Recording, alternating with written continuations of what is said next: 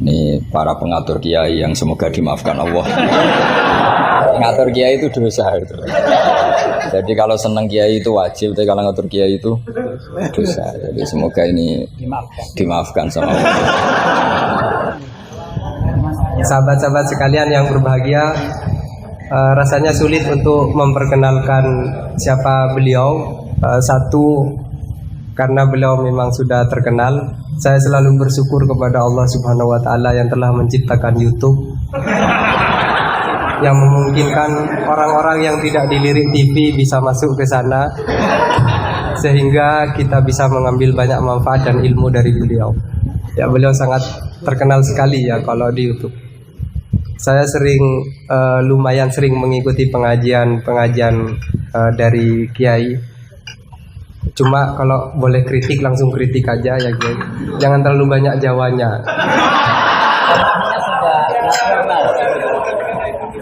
Ini negara mana? Ini bukan negara Madura ya. Dan setiap kali nonton YouTube, seringkali seperti kebiasaan para penonton yang biasa, yang lumrah, saya selalu biasanya melihat komentar-komentar duluan. Biasanya komentar orang bodoh itu jauh lebih mengasihkan daripada orang alim. Jadi sedalam apapun penjelasan dari Gus Baha atau dari kiai-kiai kita, tetapi kemudian dikomentari oleh orang bodoh di bawahnya, itu menjadi tiba-tiba sangat menarik, lebih menarik. Salah satu komentar yang saya ingat adalah penjelasan goblok gitu.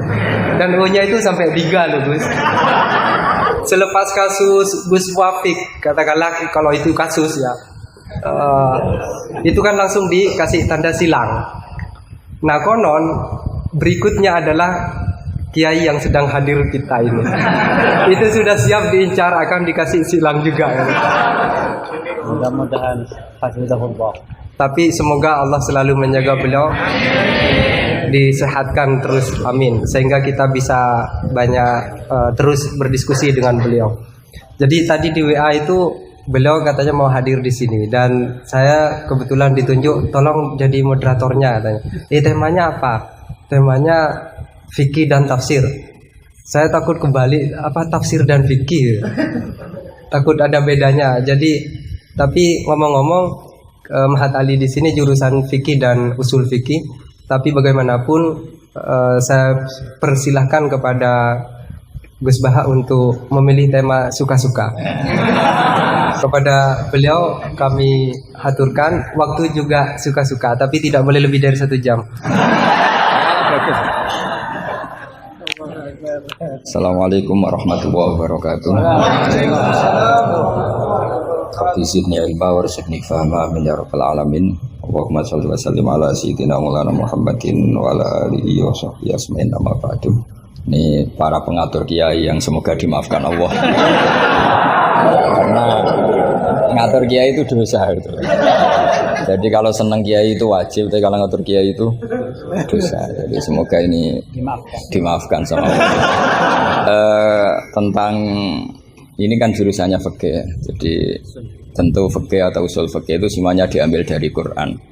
Bisa dikatakan fiqhul Quran atau minta fasiril Quran, tentu umurun fikih, tentu sesuatu yang terkait dengan apa? Fikih. Semua orang mufassir itu pasti menguasai fikih. Saya itu bisa tafsir seperti ini itu ya barokahnya. Saya itu setengah hafal i'anah. Kalau kamu kan setengah hafal takrib aja enggak. Ini pengasuhnya ini yang siapa ini, yang Pak siapa ini? Pak Khairuddin. Namanya aja sudah salah itu, Khairuddin. Api-api agomo. Jadi kalau kamu mangkel sama Khairuddin, bocah kok nakal gitu. Itu kalau diterjemah api-api agomo kok nakal gitu. Jadi ya sudahlah, memang kekacauan itu khasnya dunia ini, jadi ya biasa aja. Begini saya beri contoh yang ekstrim ya. Jadi cara memahami Quran atau fikih itu kalau ingin paham serius itu cari sisi ekstrimnya. Itu pasti nanti kamu akan mau tidak mau. Misalnya bayangkan kenapa harus pintar mengemudi. Bayangkan kalau tidak pintar itu kecelakaan. Fikih juga gitu. Kalau kita tidak tahu fikih itu bayangkan paling ekstrim, yaitu tidak dapat ridhonya Allah Subhanahu wa Ta'ala. Nah, kenapa demikian? Karena hadan nabiyyu, ini nabi adalah musyarri' atau yang punya otoritas syariat. Sehingga dengan logika itu kalau kita punya kaifiyatul ibadah, cara beribadah sing tukhalifu manhajar Rasul. Ya, yang beda dengan apa? Manhajnya Rasul. Itu pasti masalah besar. Karena kita berarti musyarek baru. Maka kritik terhadap kias, ini tak anggap mahatali semua. Kritik terhadap kias itu apa? Potensi sebagai apa? Musyarek. Tapi kritik pada faham zahiri ini tak anggap mahatali betulan, karena yang mimpin sudah Khairuddin. Api-api aku kacau ini. Jadi misalnya begini, sesuatu yang sama itu kadang berdasar riwayat itu ketentuannya beda. Misalnya kalau kita pakai urutan dosa akbarul kabair, satu itu al-isyrak billah, kedua adalah qatlul mu'min, ketiga adalah az-zina. Tapi kadang-kadang untuk mengisbatkan seseorang musyrik atau mengisbatkan seorang itu sebagai qatil, itu saksinya tidak sebanyak zina. Logikanya kan semakin akbar, semakin saksinya lebih banyak. Tapi kadang secara riwayat tidak. Sehingga apa yang dikatakan agama menurut hadis ad-din war riwayah. Kalau menurut hadis agama itu riwayat. Karena kalau kita melogika takut kita sebagai musyarek, sebagai penentu lain atau rivalitas dari Nabi dalam membuat aturan apa? Syariat. Oposisi ya kira-kira gitu. Sehingga beragama itu harus riwayat. Nah karena beragama harus riwayat itu, saya termasuk orang yang ngapalkan hadis banyak. Saya tuh hafalan saya hadis itu banyak sekali. Bukan karena ingin lulus ma'adali, itu sudah ada ikhlas kalau ingin S1 barang itu. Tapi ya nggak apa-apa, nggak ikhlas juga nggak apa-apa. Semoga dimaafkan Allah. Tapi saya hafal hadis itu bukan niatnya kayak jenengan ingin jadi apa? S1 terus guru TPQ nanti itu ketemu banyak ustazah yang cantik itu nggak bener itu niat itu. Tapi memang aturannya seperti itu. Saya beri sekian contoh. Kalau agama itu tidak selalu mengikuti logika kita. Saya beri contoh sosial saja. Yang mungkin ada ini mic-nya kok terlambat kenapa? Bawa dengan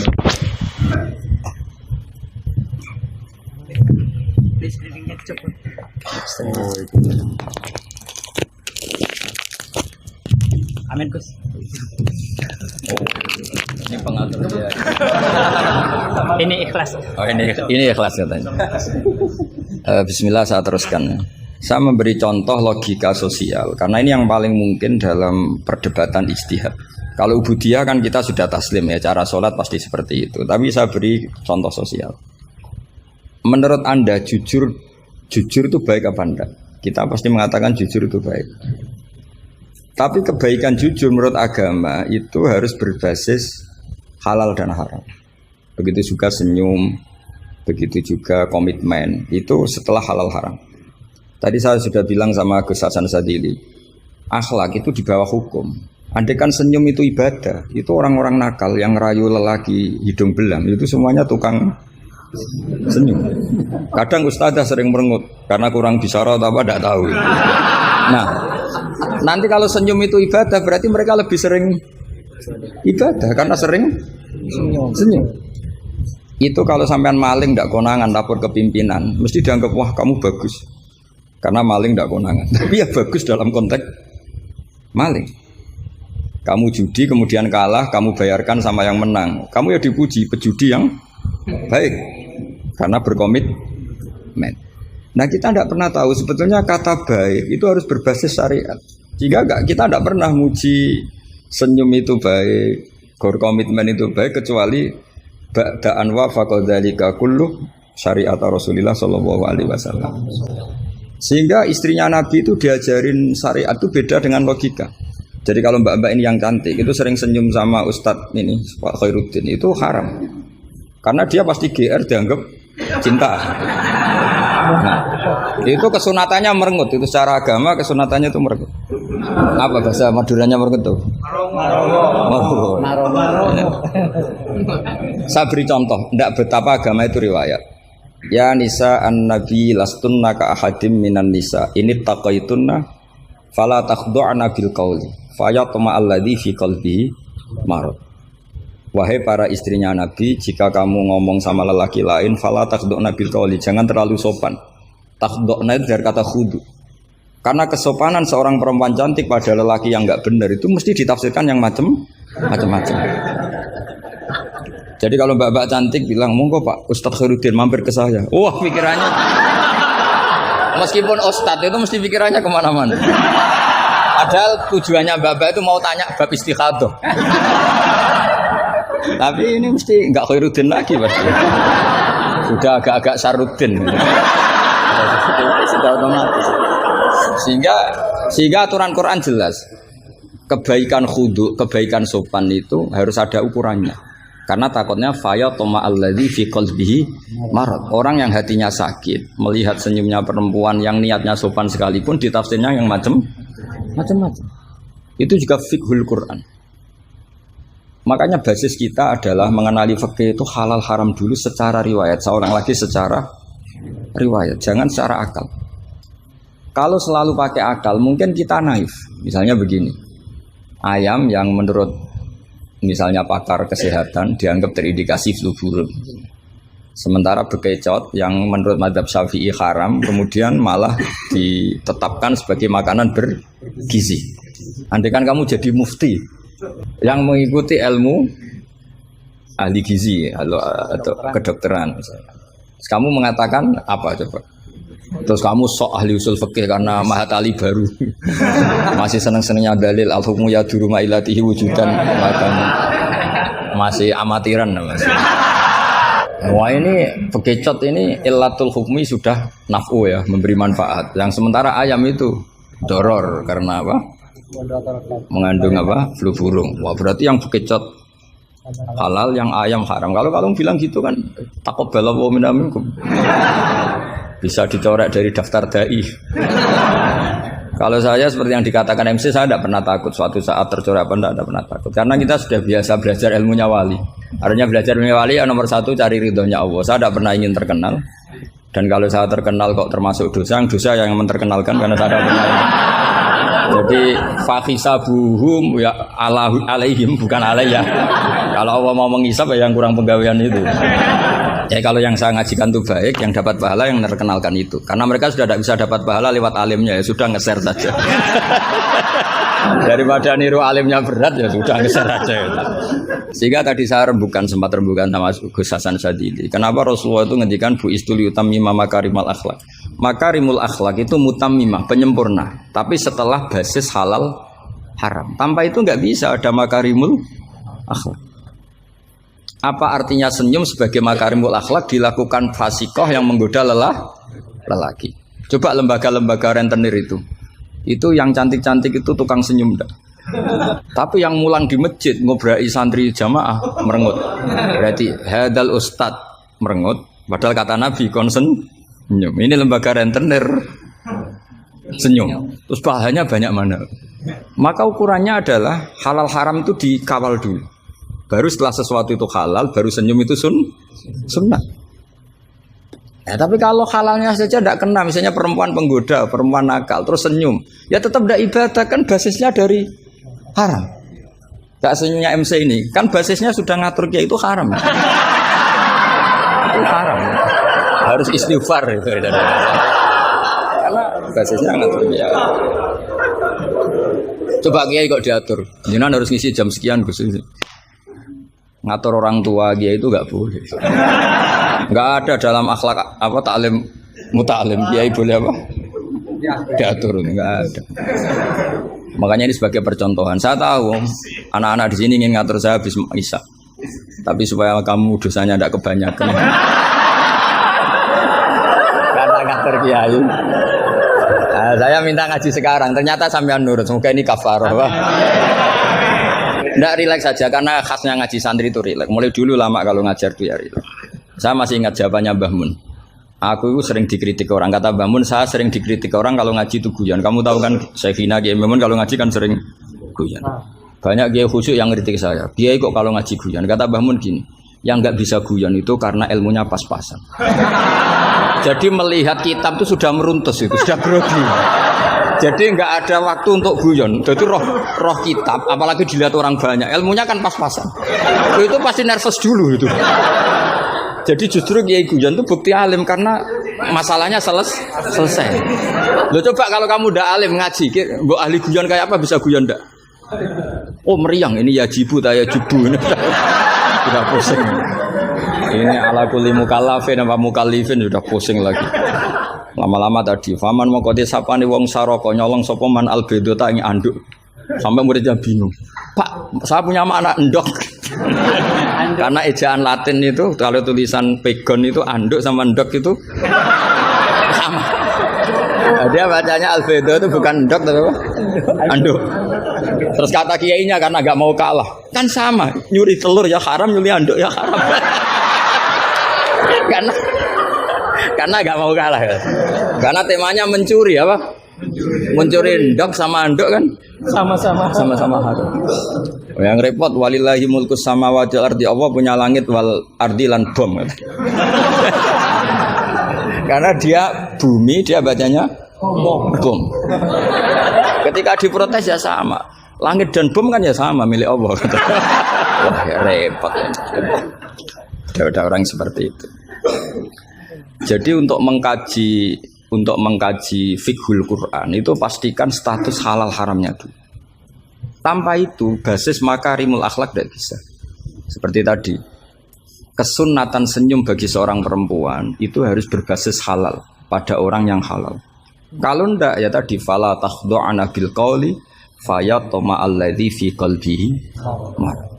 Kalau istrinya Nabi saja punya aturan nggak boleh senyum-senyum baik-baik sama lelaki yang nggak jelas-jelas begitu, apalagi yang nggak istrinya, itu sudah tak tafsirkan. Dia tadi mbak-mbak yang senyum pada Ustadz Khairuddin mau tanya istikhadah tapi mesti GR-nya ini, wah berarti seneng saya. Itu kan parah. Itu fayat ma'alladzi fi qalbihi marad. Kalau marodunya santri paling banter ingin dinikah. Kalau marodunya orang nakal kan lebih dari itu keinginannya itu.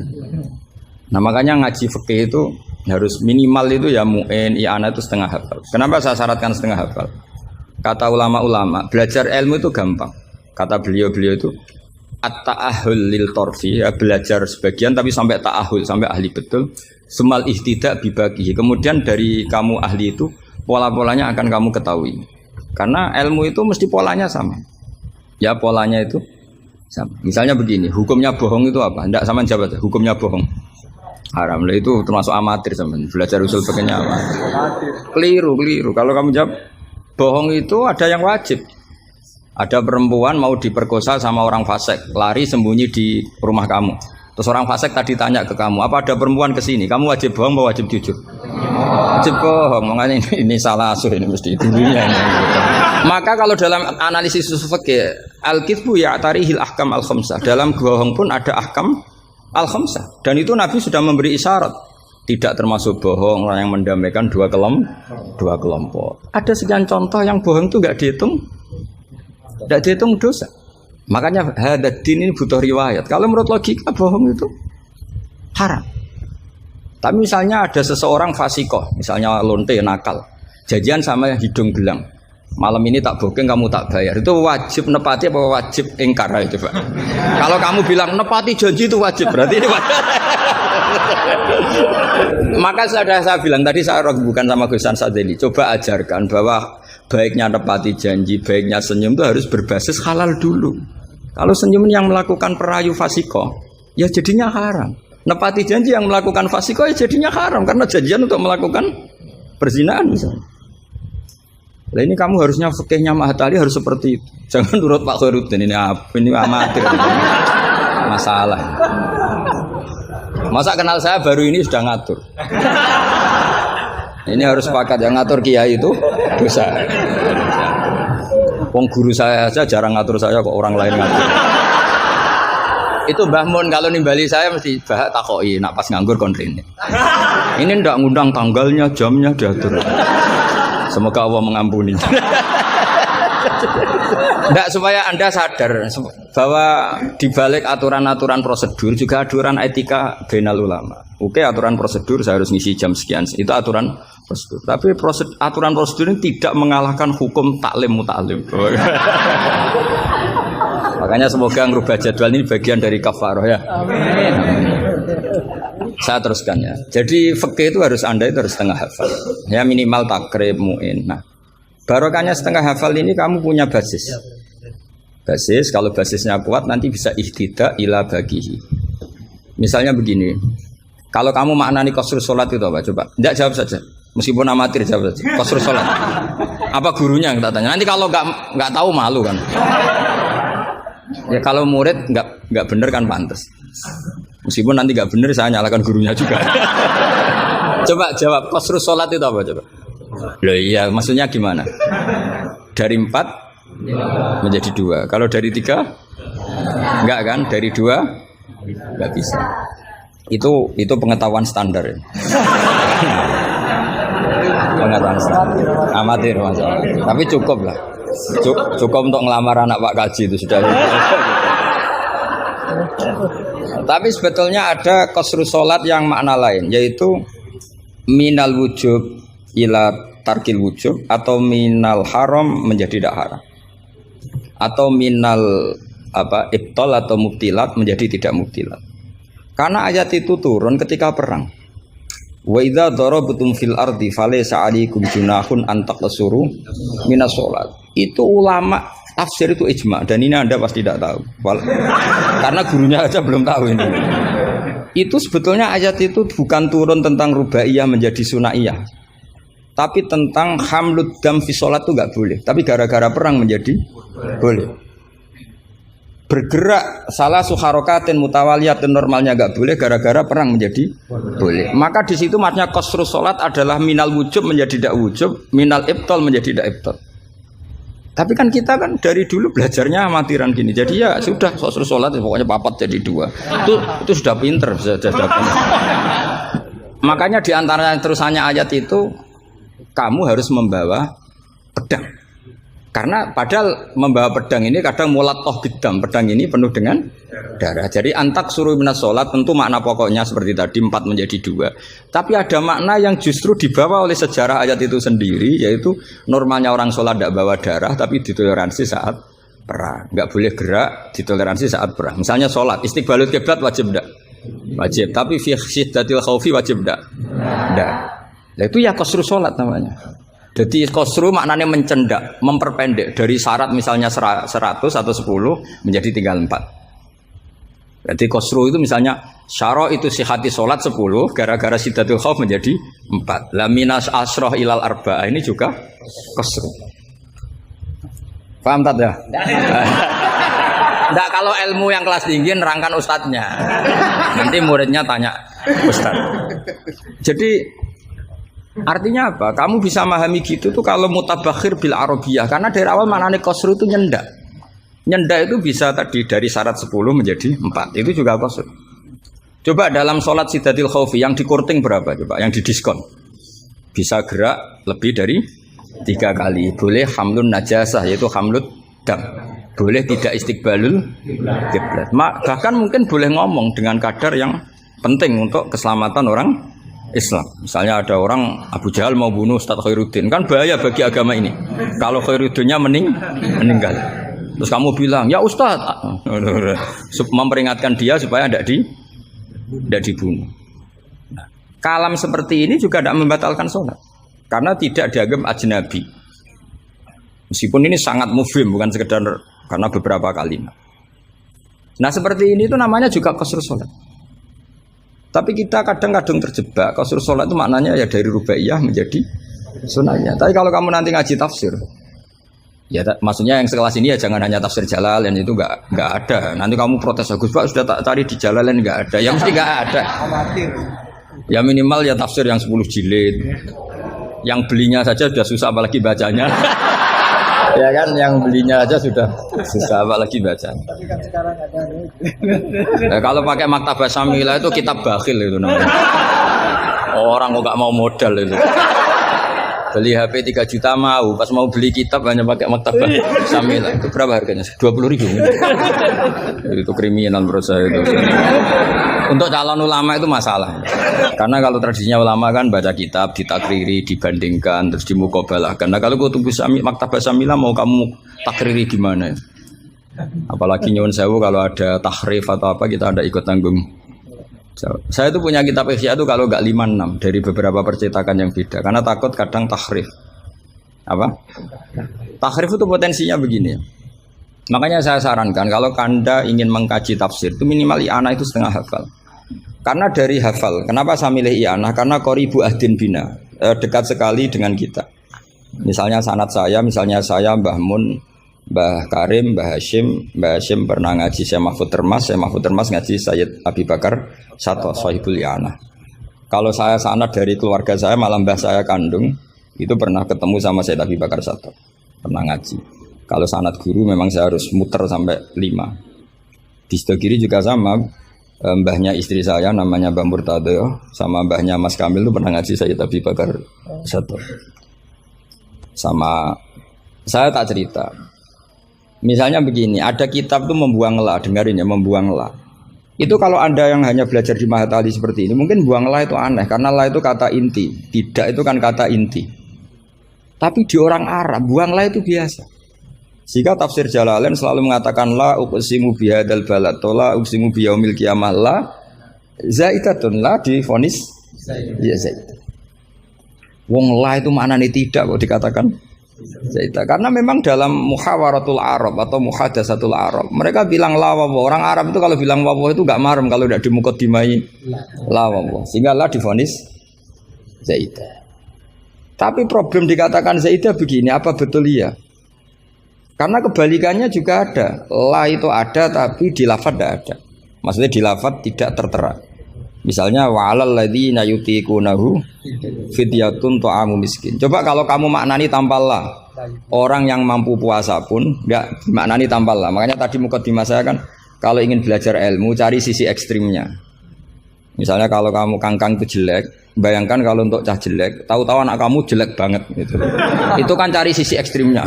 Itu kan tahu-tahu anak kamu nyesal punya bapak dan ibu kamu. Karena sekali pesek keriting, bojomu ya pesek keriting, terus anakmu kayak orang Afrika. Nak lanang rapo terus wedok. Itu kan kamu ikut dosa. Karena membuat generasi yang enggak laku rabi gara-gara salah.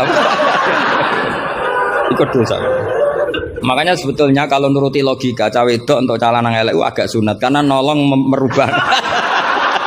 Agak sunat sebenarnya. Tapi bisa saja cowoknya ini yang haram karena memperburuk. Karena biasanya kalau yang sahabatnya besar itu yang jadi. Karena yang wedok cantik, yang lanang jelek kan yang semangat yang lanang. Biasanya anaknya mirip bapaknya. Nah, itu masalah kan? Enggak. Itu kalau nuruti fikih itu logika. Tapi fikih kan enggak logika juga apa? Riwayat. Saya teruskan ya. Kalau Anda tahu di fikih yang boleh fidyah itu kan az-zamin orang yang lumpuh atau as-syekh sing marot sing la yurja buruhu.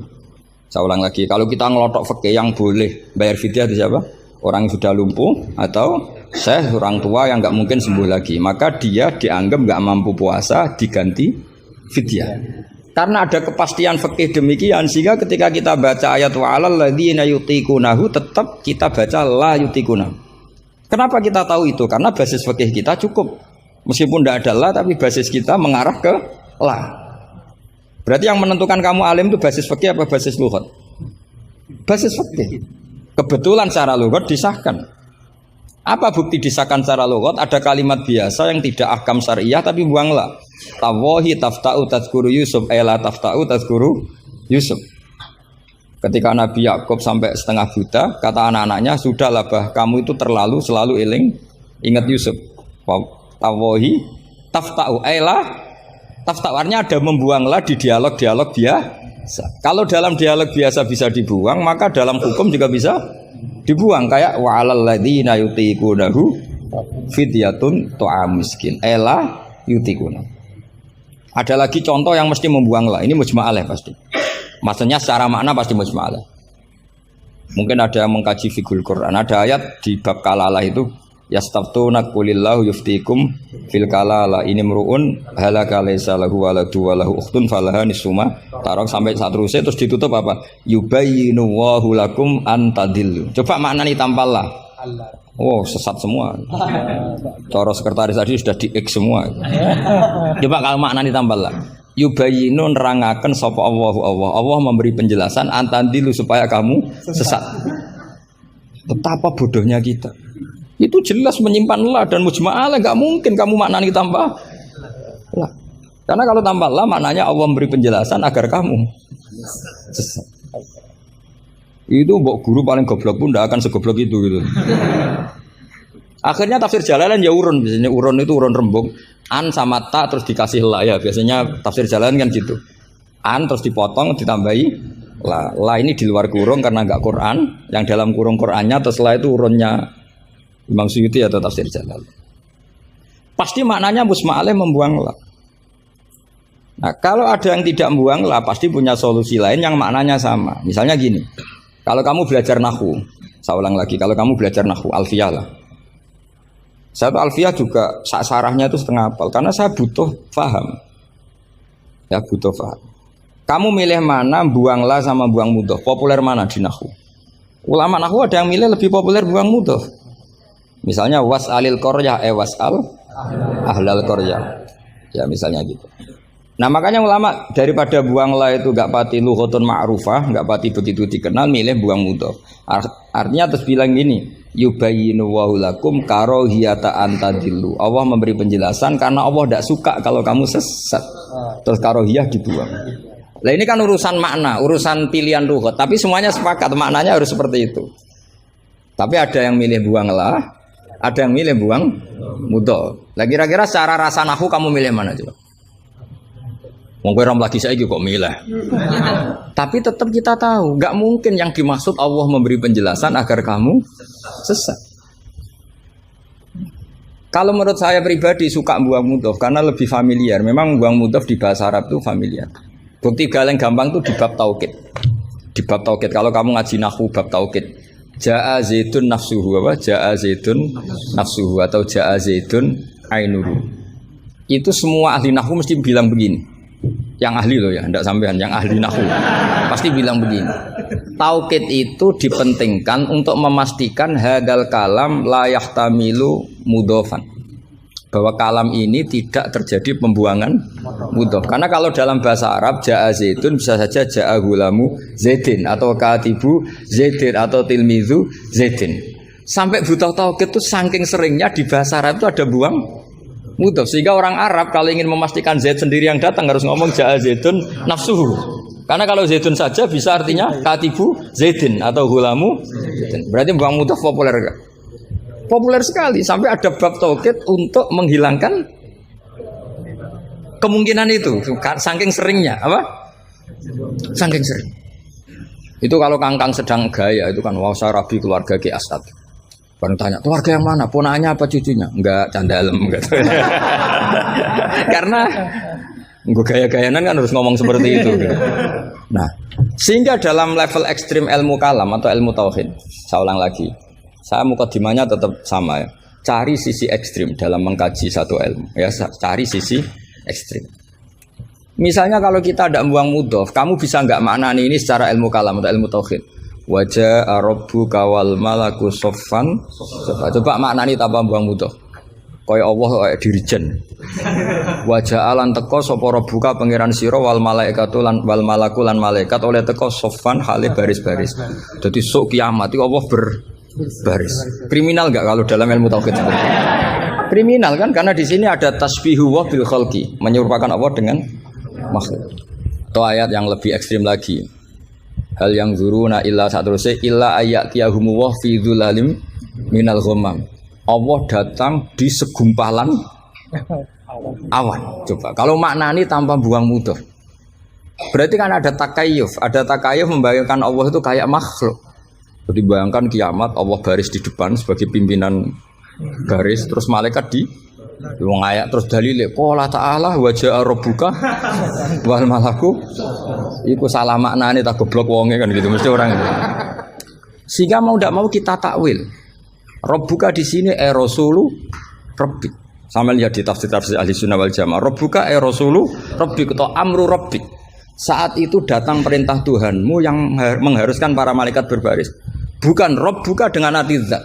Karena Allah sebagai zat la yahullu fi makanin. Allah wajib mukhalafatul hawadits. Nah, kalau Mahat Ali mau mengkaji fikih itu juga harus mengkaji lughat.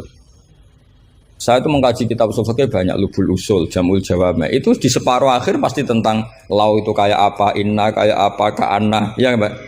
Nah ora kebangetan berarti ra khatam aja.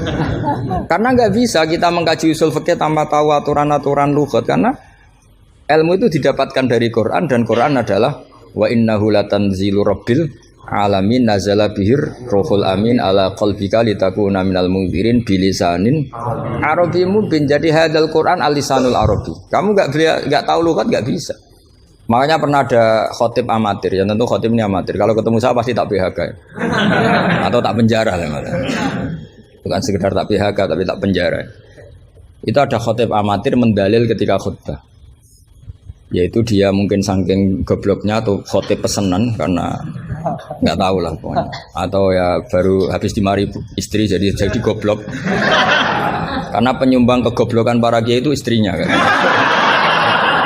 Itu sudah jelas. Itu kata Pak Said itu. Mbok kiai pinter kaya apa, profesor pinter kaya apa. Ini kalau kata Pak Hasyim Muzadi itu masyhur ya. Ini ada ponaknya ya. Banyak profesor yang menjadi goblok karena apa? Istrinya. Jadi sudah belajar teori macam-macam pas mau ke kampus dibentak istrinya. Itu sudah di kampus blank. Hilang gitu. Kiai juga gitu, ilmu sudah disiapkan mau dibentak sudah tuntas. Itu saya punya cerita dari Bapak. Dulu para kiai itu pernah ngaji di dalam di rumah.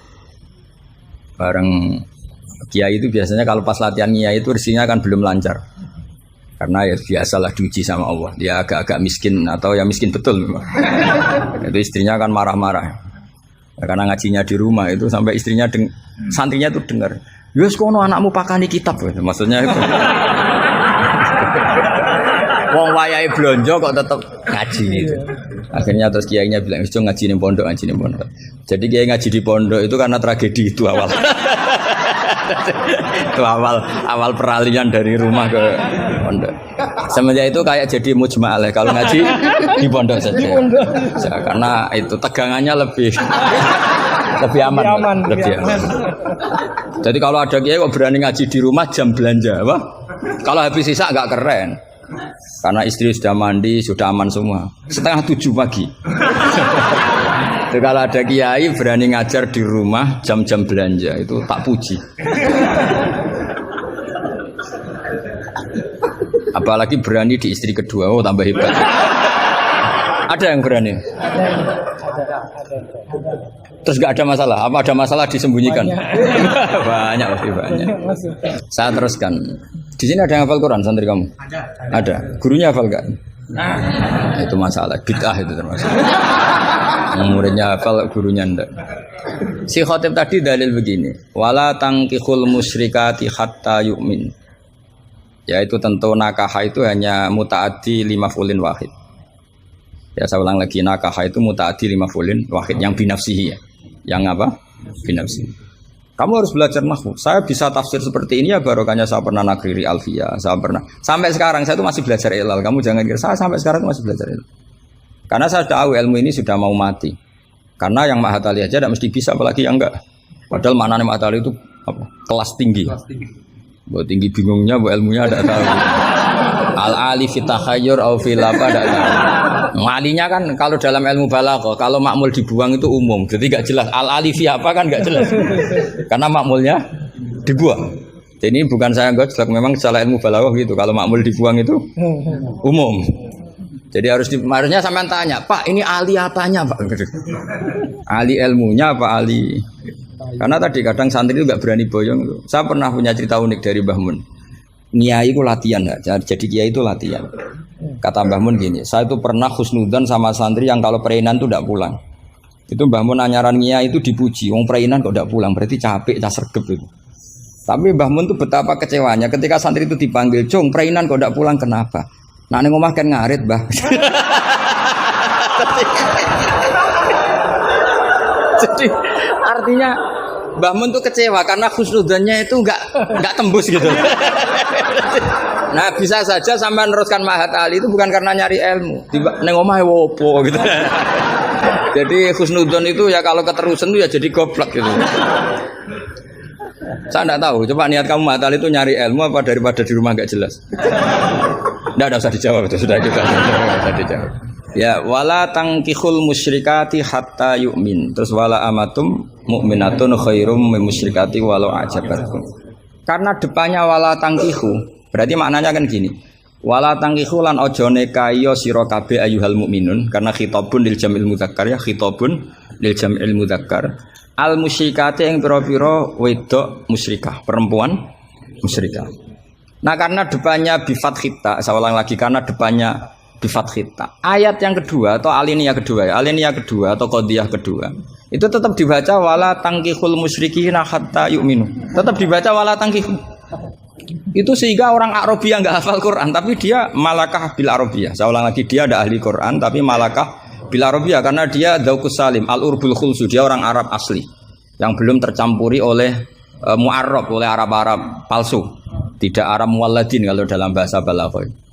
Terus bilang gini, ya khotib katanya Pak Khotib, apa betul itu Quran? Kalau itu betul Quran saya kecewa dengan Quran kata. Karena maknanya menjadi gini. Wala tangkihulan ojo nikahi sira kabeh para mukmin lelaki karena khitabun jamil mudzakkar. Al musyrikina ing lanangan musyrik. Yang mau nikah sama lelaki musyrik itu ya siapa? Gitu. Mbok ndak usah dilarang ya ndak akan kita lakukan gitu. Mas, artinya gini kan menjadi tidak mutu kan misalnya saya ngandani jenengan Kang, ini kan kalau di sini bahasa Madura Kang ya Kang sama. Kang kowe aja nikah mbek Pak Khairuddin. Loh, enggak usah dilarang juga enggak akan kamu lakukan. Bisa muta-muta kamu kalau nikah sama lelaki kan gitu. Tapi kalau dibaca bi fathita maknanya seperti itu. Kalau bi fathita maknanya seperti itu. Maka semua ulama qurra ijma, saya ulang lagi ijma bacanya bidomit ta apa? Sehingga maknanya gini, wala tungkihu lan ojo nekahno sira kabeh para wali, terus maf'ul awalnya dibuang banatikum ing pira-pira anak wedok sira kabeh atau mauliyatakum ing wong wedok sing mbok waleni sira kabeh. Jadi hadhil ayat khitabun lil auliya wala tungkihu ayyuhal auliya wala tungkihu lan aja nikahno sira kabeh para wali banatikum ing pira-pira anak wedon sira kabeh mbok nikahno al musyrikin ing lanangan musyrik. Itu baru benar. Kebetulan di Jumatan itu ada orang alim. Ya orang alim itu bisa saya, bisa Pak Khairuddin. Tapi andaikan di polling pasti orang milih saya. Ya. Maksudnya sementara ini, tapi nanti nggak tahu saya. Kalau dia sregep terus nyalip saya nggak tahu. Tapi itu agak mokhal itu. Agak mokhal. Ya setidaknya mokhal adatan, bukan mokhal yang. Ya, mokhal ya. Mokhal adatan ya, bukan mokhal yang kotan tapi mokhal apa? Adatan. Ya, bukan mokhal aklan ya. Terus ada kiai bilang gini, ndak itu yang salah ndak Qurannya, khotibnya. Itu semua Quran bacanya bidomit. Maka kalau sampean mengkaji Quran itu harus seperti ini, cari sisi ekstrimnya. Betapa fatalnya kalau kita salah harokat. Tapi dengan membayangkan gitu kan, apa salah harokat kan buruk betul gitu karena maknanya jadi parah ya, bisa berubah. Sehingga kita lah, tapi karena orang kadang wala tangihu itu bi fathita terus belakangnya ikut dibaca wala tangihu. Coba kalau kena adzauqus salim minal urbil khulsi, orang Arab yang masih murni itu iskal betul karena maknanya menjadi dan jangan kalian menikah sama lelaki musyrik. Enggak ada usah dilarang ya. Ya gak akan terjadi. Nah, terus kembali lagi ke fikih. Jadi pastikan fikih dulu. Nah, kalau fikih sudah dipastikan, kamu baru tahu tentang lughatul Arabi atau istimalul Arabi atau al-lughatul Arabiyah. Tapi saya bahasakan lisanul Arabi. Saya beri contoh terakhir. Ini kan kebetulan tidak dibatasi. Kalau saya dibatasi saja mau mengakhiri ini, saya biasanya kalau ngisi ya 35 menit. Ini tinggal 5 menit. Ini terserah ustadznya, ada sesi tanya apa enggak. Kalau ada sesi tanya, resikonya yang goblok kita goblokin. Itu resikonya. Kedua, gurunya rata tanggung jawab. Nganti takok ngenteni ngundang kiai. Karena gurunya nakalan, belum dicucuk, belum dihormati, tapi kalau ada muskil nyewa kiai. Itu min sui adabi itu. Pasti guru yang enggak baik. Dicucuk mau, dihormati mau. Ketika ditanya, doa Gus Pak aja. Gitu. Itu ndak akhlak yang baik. Itu ndak akhlak yang baik. Lo tanyakan siapa saja itu akhlak yang nggak baik, pasti seperti itu, ndak akhlak yang baik. Tapi kalau akhlak nggak baik itu kita ikhlaskan terjadi ya monggo. Tapi saya maafkan. Begini misalnya, pastikan bahwa hukum fikih ini kan apa? Jurusan kamu kan fikih wa usuli. Dan katanya tadi fikih tafsir. Saya pastikan tafsir itu gampang. pastikan kamu tuh alim fikih. Ya tadi minimal tuh setengah hafal ya. Tidak harus hafal betul, tidak mungkin. Nah, potongan sampai itu tidak mungkin, setengah saja. Ini bukan suudzon, bukan suul yakin. Bukan suul yakin. Kalau suudzon masih baik, ya. Suul yakin. Loh, sama tidak usah tersinggung, biasa aja. Wong saya hanya ngomong, hati saya tetap husnudzon. Bedanya ulama sama enggak gitu. Ulama itu rileks tapi hatinya salimal qalbi, salimas sarirah. Kalau orang munafik lisannya bagus tapi hatinya jelek. Jadi kalau saya lisannya bagus, terlalu bagus malah bahaya. Karena khasnya orang munafik tuh lisannya bagus. Wah, saya ngawur itu masih ada ilmunya. Saya ngawur sama kamu tidak ngawur itu masih benar saya ngawur. Karena ngawur pun ada apa? Ada ilmu. Itu dulu Rasulullah itu kalau sedang sumpek itu yang sekelilingnya nyari sahabat yang setengah ngawur-ngawur itu. Karena Abu Bakar itu terlalu sopan untuk bisa bikin Rasulullah tertawa. Umar ya gitu. Makanya ketika Rasulullah sumpek itu hazin itu kelihatan suya karena yang dipikir banyak tentu Rasulullah termasuk mikir sampean. Ngelebano swarga sampean yo angel. Karena kuota amalnya tidak cukup. Sampai Rasulullah nangis-nangis minta hak syafaat. Kalau Nabi mikir diri sendiri udah selesai mulai dulu. Langsung masuk surga di depan. Yang agak ribet kan karena mikir nyafaati sampean-sampean ini. Kalau nyafaati saya agak ribet karena orang hafal Quran sudah dapat porsi sudah. Jadi sudah agak mati ribet. Yang ribet ini coba sampean atas nama apa coba? Kalau Habib Husain kan atas nama cucunya. Kalau Ustadz Khairuddin atas nama ustadznya. Kalau Mbak atas nama kaum lemah. Kalau sampean coba. Coba atas nama apa itu? Ustadz Afin ya, sudah diikutkan partai lemah aja ya. Saya teruskan ya. Pastikan hukum itu secara fikih. Apa? Kalau secara fikih kamu sudah hafal, nanti menakwil Quran, takwil itu bisa maknanya tafsir, bisa maknanya tahmil. Nanti saya jelaskan. Itu pasti gampang. Misalnya begini. Muharramatun nikah itu ada berapa coba? Kan ada 7 yang bin nasab. Ya muharramat itu kan ada 3 sebetulnya. Muharramat bin nasab jumlahnya berapa? 7. Ada muharramat birodok jumlahnya juga 7. Ada muharramat bil musoharoh karena bisanan. Ya karena apa? Terus yang terakhir ada haram min haisul jam'u tapi tidak min haisun nikah. Ya haram min haisul jam'u tapi tidak haram min haisun nikah. Kayak kamu nikah mbaknya otomatis nggak boleh nikahi adiknya selagi masih sah dengan mbaknya. Makanya nunggu mbaknya mati jadi urutannya. Itu kalau mbaknya mati betul nggak tahu saya itu. Semoga nggak karena apa-apa takdir. Tapi kalau adiknya cantik, mbaknya jelek kok mati dulu. Itu kasat reserse bisa nyelidiki itu. Ya itu ya kita pastikan begitu dulu. Ya itu pastikan. Sehingga kamu hafal muharramat bin nasab kalau menurut bahasa Arab itu ada 7. Yaitu siapa? Ummahatukum khurimat alaikum ummahatukum wa banatukum wa akhwatukum wa ammatukum wa kholatukum wa banatul akhi. Jadi kalau orang Arab bilang itu 7, tapi kalau orang Jawa cukup 4 apa? 4 karena orang Jawa hanya ngitung ibu, putri, saudara, bule hanya 4. Karena orang Jawa bule dari bapak atau ibu namanya juga bule. Kalau orang Arab bilang dari bapak ammah, dari ibu khola, maka menjadi 5. Orang Jawa hanya bilang keponakan apa?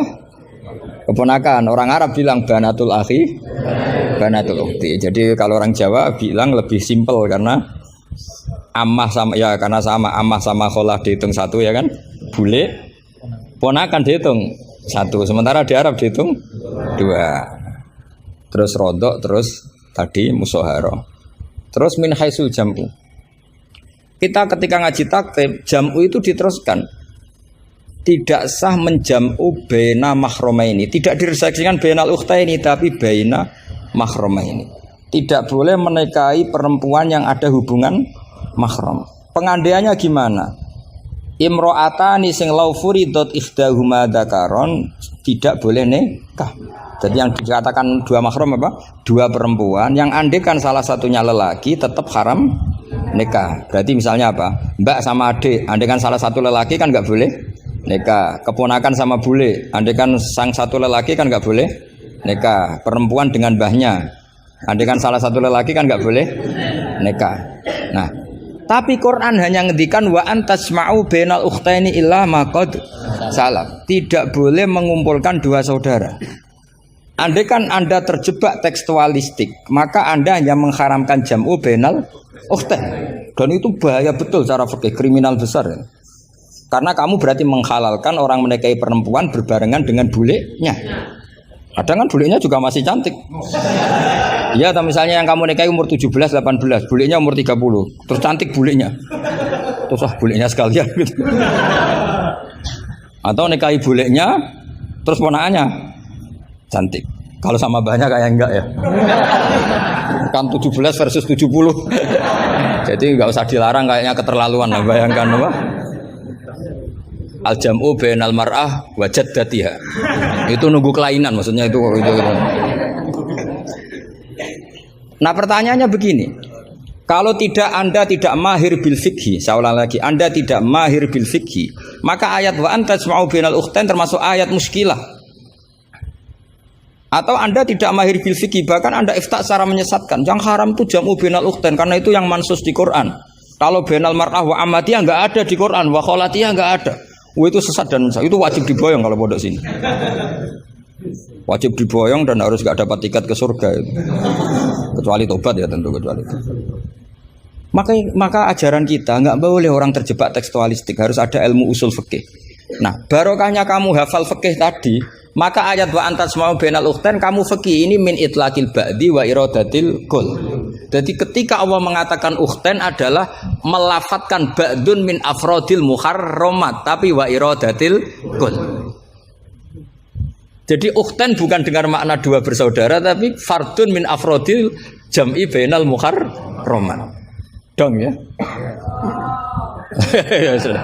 Jadi coba artinya kamu bisa maknani itu karena kemahiran dalam fikih sehingga tidak terjebak bainal ukhtain. Makanya zaman Nabi Sugeng itu sudah menambahkan wala bainal mar'ati wa ammatiha wala bainal mar'ati wa kholatiha. Tapi Nabi memang enggak menambahkan wa jaddatiha. Karena Nabi tadi itu tahulah kalau itu hanya orang enggak waras yang bayangkan. Kan enggak usah dilarang juga pasti orang enggak akan melakukan itu. Kan misalnya yang kamu nikah kan rata-rata umur 20, mbahnya umur berapa coba? Ya sudah 70 kan. Enggak usah dilarang juga agak kebayang kan. Ya nunggu gak waras dulu kalau sampai kepikiran nikah ibahnya juga itu. Dan mukallaf ini katanya. Nah, jadi saya ulang lagi ya, kalau kamu ingin mengkaji apa? Tafsir ya, pastikan fikih itu ngelotok andori kolbi. Sehingga lafat-lafat yang meskipun muhim itu memberi salah cipta. Cara kiye mekanisme apa kalau muhim? Kiye Jawa maknane muhimun, lafat sing maringi salah cipta. Lafat yang zahirnya itu memberi salah paham. Muhim itu dulu. Ya kayak tadi loh, wa antasma'u bainal ukhtain kan hadil ayat tuhimu seakan-akan yang haram itu hanya jam'u bainal ukhtain. Itu apa kalau bahasa Madura? Apa? Itu bahasa Indonesia, enggak bahasa. Itu bangsa Indonesia, ada bangsa Madura yang menurut bangsa Madura. Kalau tadi makna bangsa Indonesia bukan. Pokoknya seperti itu. Jadi kepastian, makanya menurut saya tradisi guru-guru kita ya mulai Mbah As'ad, mulai sekarang ada Gus Azaim, mulai dulu ada semuanya lah, ada Gus Fawaid. Tradisi guru kita ini sudah benar. Orang itu nggak boleh belajar tafsir Jalalain sebelum belajar mabadi fikih, pesolatan, sulam taufik, sulam safina. Sekarang itu termasuk minal fitan besar, termasuk fitnah besar sekarang. Orang belum belajar apa-apa langsung belajar tafsir. Saya ini kecelok ahli tafsir, tapi belum pernah saya baca tafsir secara masif. Saya tiap ngajar tafsir pasti ngajar fikih. Saya sampai sekarang masih ngajar Muhadzab, ngajar Fathul Wahab. Bahkan kitab terkecil fikih pun saya ajarkan, yaitu Sulam Taufik. Saya ngaji tafsir hanya 2 minggu sekali. Itu pun saya mesti ngomong fikih. Karena takut tadi. Takut orang-orang itu hanya ngomong tafsir dan ngomong apa? Fikih. Itu termasuk ngaji khasah tafsir itu mesti ngomong fikih. Bahkan Pak Quraisyihab, Profesor Quraisyihab mengkagumi saya dari segi saya selalu ngomong fikih. Karena tadi gak kebayang tafsir ini kalau gak dikawal fikih. Coba misalnya kalau wa antasma'u bainal ukhtain, terus kamu secara lama bilang, oh ini jelas Allah hanya mengharamkan bainal ukhtain. Kalau boleh kan ya masih cantik. Waduh. Itu kalau saya jadi kiainya, saya langsung sujud sama Allah, ya Allah jangan kasih tiket surga. Bukan sekedar tak boyong. Kalau tak boyong masih bagus. Tapi kalau kita ngelotok fikih, secara fikih sudah angzori kolpin pasti tahu. Hadil ayat ini cara balaghah min itlaqil ba'di wa iradatil kul. Jadi ketika Allah menyebut bainal ukhtain mewakili makna bainal mahramin. Apa? Bainal mahram. Itu kan sama seperti Nabi ngendikan tawaf cung yo ning Hajar Aswad. Manane ya semua Ka'bah. Ora kok kowe mau bengi Hajar apa? Hajar Aswad. Itu biasa dalam bahasa Arab seperti itu. Sama seperti Nabi, orang baik adalah yang memegangi anak yatim, ngelus-ngelus kepala anak yatim. Kayak ngelus-ngelus tok bisa wong akeh. Maksudnya ngelus-ngelus itu bukti tarohum, apa? Sayang. Lah sayang itu dibuktikan dengan memberi kebutuhannya. Jadi ngelus-ngelus itu ya sambil ngasih 50.000 atau ngelus-ngelus tok ya repot. Iki kiai aneh cah yatim dikumpul kok. Dilus-lus tok karena hadisnya mau Masyur sil yatim. Ya ada seperti itu. Maswi wa ibaratun anit tarohum. Wa tarohum ya min ayakuna infakon au ghaira infak. Ya harus seperti itu mau tidak mau. Kan makanya terus di pondok-pondok diajarkan balaghah. Kalau nggak diajarkan balaghah repot. Coba kalau kamu nggak ngaji balaghah. Ayat ini maknanya arah kamu masuk neraka, tak jamin masuk neraka. Nanti tak pesankan Imam siapa? Malaikat Malik ya, bagian ngurusin neraka. Suruh mendaftar di depan gitu kan. Coba kamu maknani tanpa balaghah. Yukhadi'una Allaha wa huwa khadi'uhum coba. Yukhadi'una bodoni sapa wong akeh Allah ing apa. Wa huwa lan utai Allah yukhadi'u bodoni mereka ya coba. Wah, tadi mereka menipu Allah apa balas? Kan kacau kan. Seperti itu ulama balaghah sepakat ini mimbabil musyakalah apa mimbabil musyakalah karena mereka menipu Allah maka musyakalahnya dikatakan wahwa khadihum tapi dengan makna yang berbeda. Jadi maknanya wahwa Allah khadihum yang membalas tipuan mereka. Padahal kata membalas itu udah ada di situ. Tapi kalau kamu maknani khadihum dan Allah menipu mereka berarti kamu nyifati Allah sebagai itu kafir berat itu. Bukan kafir ringan itu. Nah makanya kalau kamu mau belajar balaghah cari sesi ekstrimnya. Betapa bahayanya kalau tidak belajar balaghah maka wa khadihum kamu akan salah makna. Juga begitu juga di wa antas mau bainal. Jadi kembali ke depan bahwa kita kalau mau mengkaji ilmu itu cari sisi ekstrimnya. Supaya kamu tahu betapa bahayanya kalau tidak menguasai ilmu itu. Pasti apa fasuilu fa'aftu bi ghairi ilmin fadallu. Waduh. Ya sekian, assalamualaikum warahmatullahi wabarakatuh. Oke teman-teman, jadi itulah reaction ngaji kita bersama dengan Kiai Haji Bahauddin Nur Salim atau Gus Baha. Yang mana kali ini tentu saja Gus Baha ngaji bersama dengan para guru-guru, para ustadz-ustadz, kemudian juga para mahasiswa ataupun mahasantri di Mahat Ali Situbondo Jawa Timur, yaitu tempatnya atau pondoknya Gus Azaim yang merupakan masih dzurriyyah dari Kiai Syamsul Arifin, Kiai As'ad Syamsul Arifin, dan ini adalah juga pondoknya Kiai Khalil As'ad Syamsul Arifin Situbondo yang terkenal dengan kewaliannya. Dan beberapa yang disampaikan oleh Gus Baha tentunya ini moderator yang kemarin viral ya, yang sempat viral karena memang sangat adu gojlok bersama dengan Gus Baha. Dan yang beberapa yang disampaikan oleh Gus Baha mengenai kajian kali ini bukan kesimpulan tetapi ini hanya catatan saja, review saja. Yang pertama ada Gus Baha menyampaikan bahwa senang kiai itu wajib atau menyukai kiai itu wajib, tetapi ngatur kiai itu dosa. Maka dari itu guyonannya Gus Baha di sini, kejolokannya adalah ketika ustadz-ustadz itu ngatur kiai ya semoga dimaafkan oleh Allah. Kemudian yang kedua, fikih atau usul fikih tentu harus berdasarkan Al-Quran dan hadis ya, karena ini memang ngajinya adalah bertemakan fikih dan tafsir. Maka ketika mempelajari fikih atau usul fikih tentu harus berdasarkan Al-Quran dan hadis. Dan semua ahli tafsir yang disampaikan Gus Baha tentunya juga seperti hanya Gus Baha itu sudah mampu atau sudah mahir mengenai atau menguasai ilmu usul fikih dengan menghafal banyak hadis dan lain sebagainya.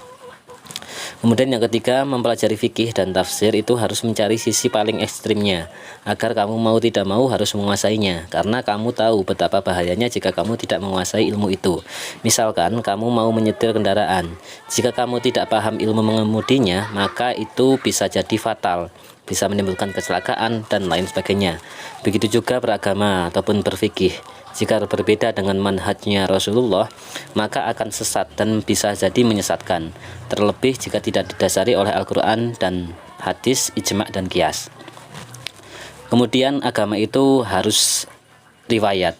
Agama itu mau nggak mau harus riwayat ya. Islam itu harus riwayat, karena sisi ekstrimnya jika sampai berbeda atau tidak berdasarkan dari Rasulullah, maka nanti jangan sampai dihitung sebagai pesaing atau rivalnya Rasulullah. Ketika dihitung sebagai pesaing atau rivalnya Rasulullah, ya wallahu alam, itu wassalam saja itu dah.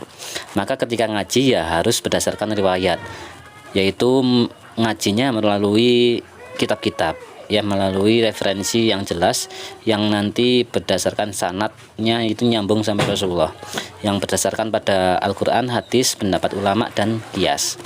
Kemudian akhlak itu harus di bawah hukum, karena akhlak itu di bawah hukum, maka andaikan senyum itu ibadah, maka orang nakal yang ada di tempat maksiat, misalkan wanita penghibur, itu tentu saja lebih banyak senyumnya.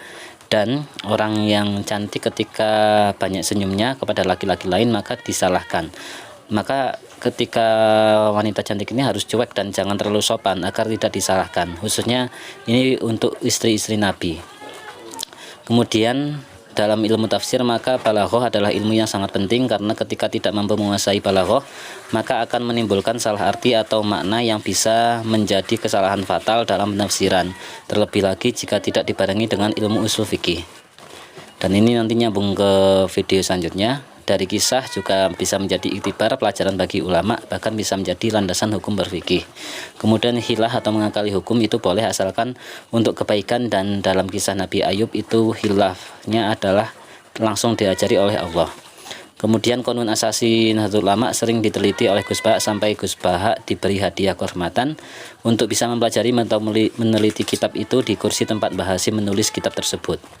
Kemudian antara qiyas dan istihsan itu sama-sama tidak bisa lepas dari Quran dan hadis. Selanjutnya, para sahabat Nabi tidak paham ilmu nahwu tetapi menguasai ilmu nahwu, karena memang tidak ada atau belum ada ilmu nahwu pada zamannya, dan pada masa sahabat masih ada sumber pengetahuan dan penafsiran yang jelas tak mungkin salah, yaitu Rasulullah Muhammad SAW. Nah, mungkin itu teman-teman yang bisa kita catatkan pada ngaji kita kali ini. Semoga menjadi ilmu yang manfaat dunia akhirat, menjadikan bekal amal ibadah Gus Bahak yang berkah untuk kita semua. Semoga kita menjadi istiqomah ataupun menjadi salah satu pendengar atau penerima ilmu dari Gus Bahak ini yang istiqomah ngaji bersama dengan Gus Bahak, yang mana nantinya menjadi bekal untuk kehidupan kita baik di dunia maupun di akhirat. Amin ya rabbal alamin. Mohon maaf jika banyak kesalahan. Silakan bisa tuliskan di kolom komentar untuk catatan ataupun nasihat ataupun kritik sarannya ya teman-teman. Masukannya bisa tuliskan di kolom komentar. Sekali lagi terima kasih. Wassalamualaikum warahmatullahi wabarakatuh.